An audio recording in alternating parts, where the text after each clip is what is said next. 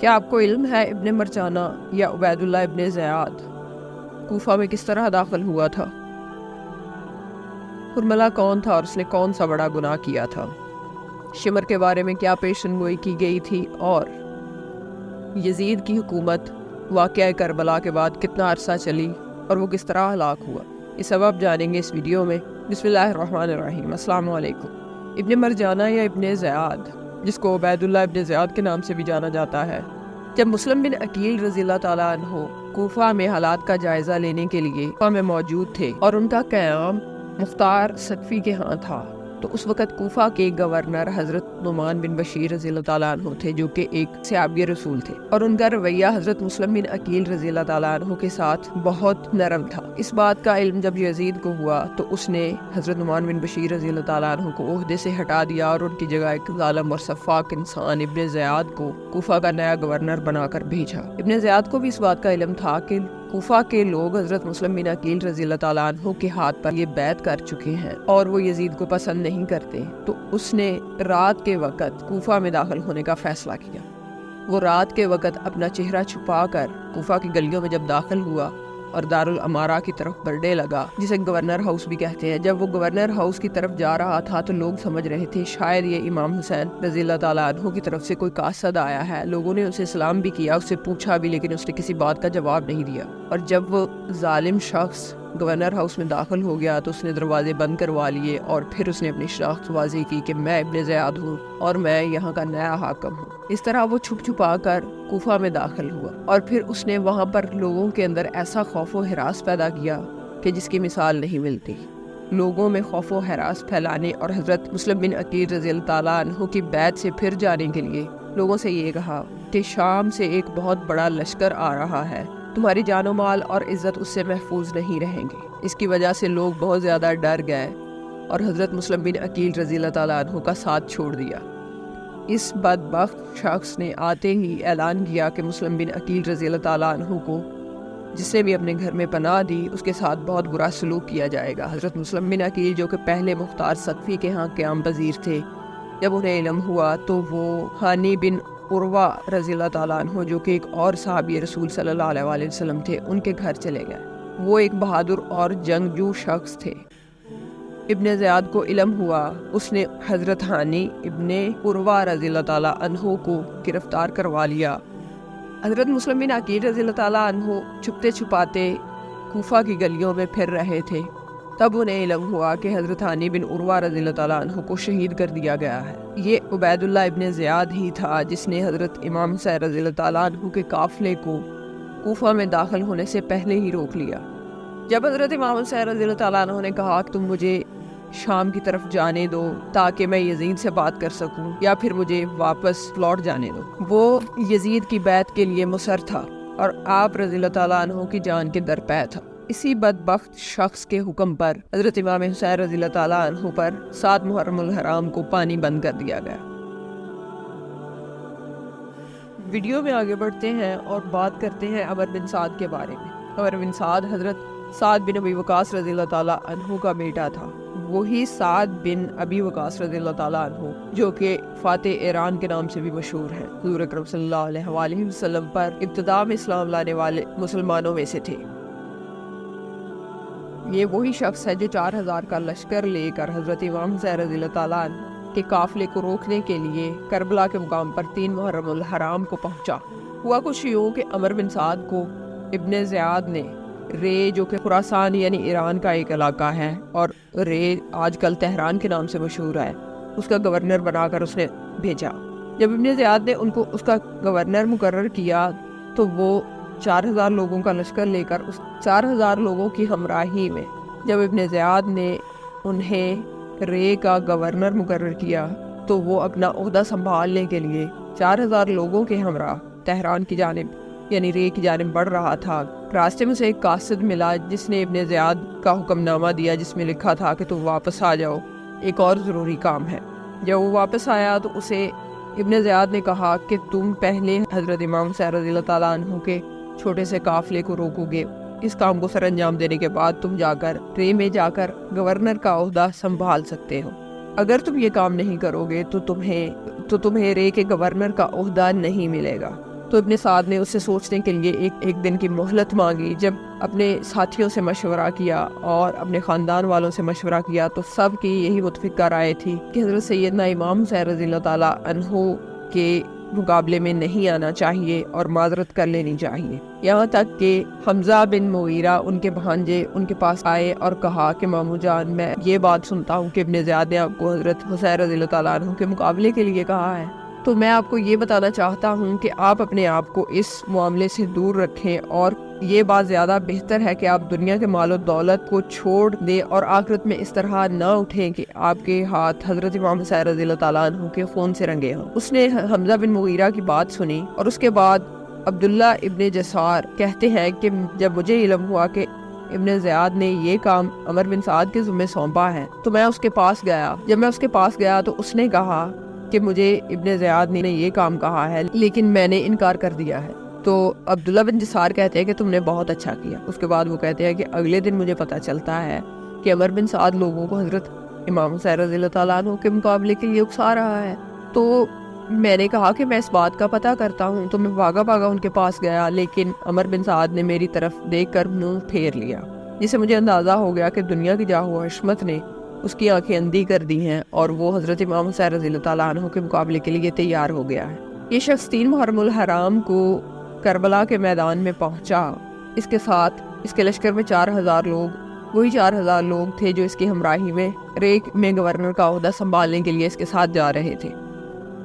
اور یہی وہ شخص تھا جو 3 محرم الحرام کو حضرت امام حسین رضی اللہ تعالیٰ عنہ کو کربلا کے مقام پر روکنے کے لیے پہنچا۔ اور یہ بھی کہا جاتا ہے کہ عمر بن سعد ہی تھا جس نے علیہ رسول صلی اللہ علیہ وآلہ وسلم کو اسیر کیا تھا، رسیوں سے باندھا تھا، زنجیروں سے جکڑا تھا اور ابن زیاد کے دربار میں پیش کیا تھا۔ بات کریں گے حرملہ کے بارے میں۔ حرملہ کون تھا؟ اس کے بارے میں بہت زیادہ معلومات ہمیں تاریخ سے نہیں ملتی، لیکن اتنا ضرور پتہ چلتا ہے کہ وہ ایک ماہر تیر انداز تھا۔ یہ بدبخت شخص بھی یزید کی فوج کا حصہ تھا، اور جب حضرت امام حسین رضی اللہ تعالیٰ عنہ نے حضرت علی اصغر رضی اللہ تعالیٰ عنہ کے لیے لشکر یزید سے پانی مانگا تھا تو اس نے لشکر میں پھوٹ پڑنے کے خیال سے فوراً ہی حضرت علی اصغر رضی اللہ تعالیٰ عنہ کو بجائے پانی دینے کے اس بدبخت شخص نے حضرت علی اصغر رضی اللہ تعالیٰ عنہ کے گلے پر تیر چلایا تھا۔ اور اس بدبخت شخص نے اتنا ہی نہیں، اس کے بارے میں یہ بھی کہا جاتا ہے کہ وہ تیر جو تھا وہ 3 شاخہ تھا جو کہ جانوروں پر چلایا جاتا ہے، اور حرملہ کا انجام بھی مختار سقفی کے ہاتھوں بہت برا ہوا تھا۔ شمر وہ بدبخت انسان جس نے حضرت امام حسین رضی اللہ تعالیٰ عنہ کو شہید کیا، اس کے بارے میں بتایا جاتا ہے کہ یہ بنو کلب سے تعلق رکھتا تھا، اور بنو کلب وہی قبیلہ ہے جسے حضرت عباس علمدار کی والدہ ام البنین کا تعلق تھا۔ اس کے بارے میں حضور اکرم صلی اللہ علیہ وآلہ وسلم نے پہلے ہی بتا دیا تھا کہ ایک کالے اور سفید رنگ کا کتا میری آل کا خون پیے گا۔ کربلا کے میدان میں جب حضرت حسین رضی اللہ تعالیٰ عنہ نے اسے دیکھا تھا تو فوراً فرمایا تھا کہ آقا کریم علیہ الصلوۃ والسلام نے بالکل سچ فرمایا تھا، کیونکہ شمر کو برس کی بیماری تھی اور اس کا رنگ کالا تھا اور وہ دور سے دیکھنے پر کالا اور سفید نظر آتا تھا۔ شمر ابتدائی دنوں میں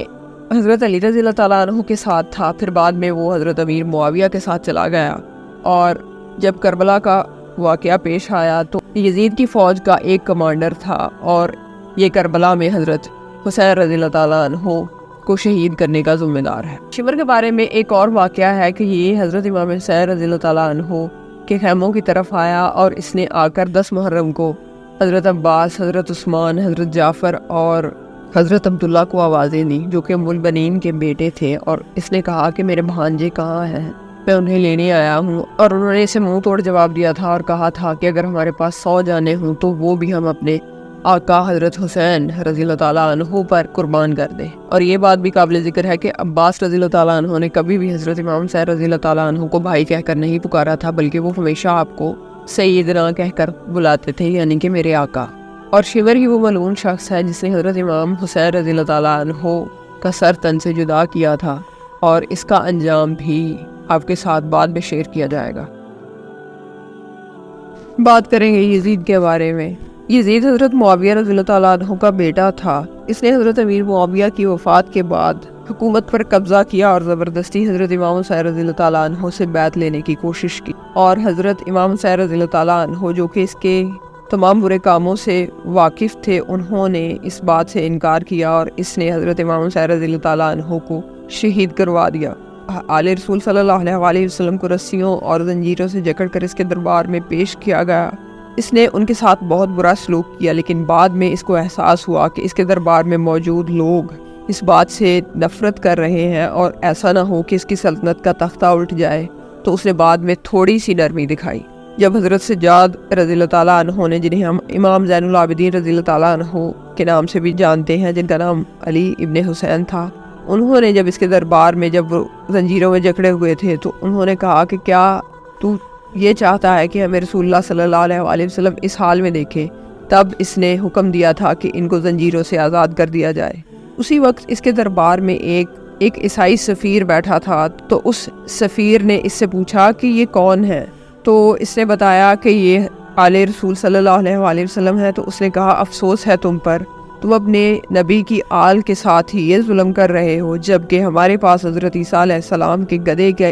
ایک کھر موجود ہے جس کو ہم نے سنبھال کے متبرک جان کے رکھا ہوا ہے، اور تم اپنے ہی نبی کی آل کے ساتھ اتنا برا سلوک کر رہے ہو۔ یہ سننا تھا کہ باقی دربار میں موجود لوگ بھی اس کو نفرت کی نظروں سے دیکھنے لگے۔ پھر اس نے کہا کہ لعنت ہو ابن مرجانہ پر جس نے اتنا ظلم کیا۔ یہ اگر حضرت امام حسین رضی اللہ تعالیٰ عنہ کو دمشق آنے دیتا تو میں اس بات کو امن اور صلح کے ساتھ حل کر لیتا، لیکن یہ اس کی منافقت تھی۔ اس کا جواز یہ بھی ہے کہ ابن زیاد نے خود اپنے منہ سے کہا تھا کہ اسے حضرت امام حسین رضی اللہ تعالیٰ عنہ کو بیعت کرنے، یا اگر وہ بیعت نہ کریں تو اس صورت میں انہیں شہید کرنے کا حکم اسی بدبخت نے دیا تھا۔ اور جب اس نے ابن زیاد کو دوبارہ مکہ پر چڑھائی کرنے کا حکم دیا تھا، تب ابن زیاد نے کہا تھا کہ میں نے تمہارے کہنے پر آل رسول صلی اللہ علیہ وسلم کو شہید کر دیا، لیکن اب میں یہ دوسرا قدم، یہ دو گناہ میں اکٹھے نہیں کرنا چاہتا، یہ کام تم کسی اور سے کروا لو۔ ایک اور بات کہ ابن زیاد نے کہا تھا کہ اگر میں حضرت امام حسین رضی اللہ تعالیٰ عنہ کو شہید نہ کرتا تو یزید مجھے مروا دیتا۔ حضرت امام حسین رضی اللہ تعالیٰ عنہ کے بعد صرف 6 سال کے لیے وہ زندہ رہا۔ یزید کے بارے میں کہا جاتا ہے کہ اس نے 2 سال سے زیادہ یا 3 سال سے کچھ عرصہ زیادہ حکومت کی، اور یہ جیسی اس کی حرکتیں تھیں، یہ ایسی بیماری میں مبتلا ہو گیا اور یہ تڑپتا تھا اور چیختا تھا۔ اسی تڑپ اور چیخ کے درمیان اس نے اپنے بیٹے معاویہ بن یزید کو بلایا، جس کی عمر 18 سال تھی یا 20 سال تھی۔ اس نے معاویہ ابن یزید کو اپنے پاس بلایا اور سلطنت کے امور سمجھانے لگا، تو اس کے بیٹے نے چیخ ماری اور کہا کہ نہیں، میں ایسی سلطنت پہ لعنت بھیجتا ہوں جو کہ آل رسول صلی اللہ علیہ وسلم کے خون پر بنائی گئی ہو۔ یعنی اس نے بھی اس کے تخت کو لات مار دی تھی، اس تخت کو جس کو بنانے کے لیے اس نے اتنے ظلم و ستم کیے۔ پیٹ میں اتنا شدید درد ہوتا، اگر وہ پانی پیتا تھا تب بھی اسے برداشت نہیں ہوتا تھا، اور پیاس تو اس سے برداشت ہوتی ہی نہیں تھی۔ اس نے آل رسول صلی اللہ علیہ وسلم پر پانی بند کیا تھا، تو اللہ تعالیٰ نے اسے بھی ایسی سزا سے دوچار کیا کہ نہ وہ پانی پی سکتا تھا اور نہ وہ پانی پیے بغیر رہ سکتا تھا، اور اسی حالت میں اس کی موت ہو گئی۔ یہ ان ظالم لوگوں کے بارے میں کچھ معلومات تھیں جو آپ کے ساتھ شیئر کی گئی۔ اگلی ویڈیو میں آپ کے ساتھ یہ تمام باتیں شیئر کی جائیں گی، جس میں ان لوگوں کے عبرتناک انجام کے بارے میں بات کی جائے گی۔ حضرت امام حسین رضی اللہ تعالیٰ عنہ کو ایک عظیم قربانی، حق اور باطل کے درمیان فرق کرنے والی علامت کے طور پر ہمیشہ اسلامی تاریخ میں یاد رکھا جائے گا۔ باطل کے سامنے کوئی گھٹنے نہ ٹیک دے،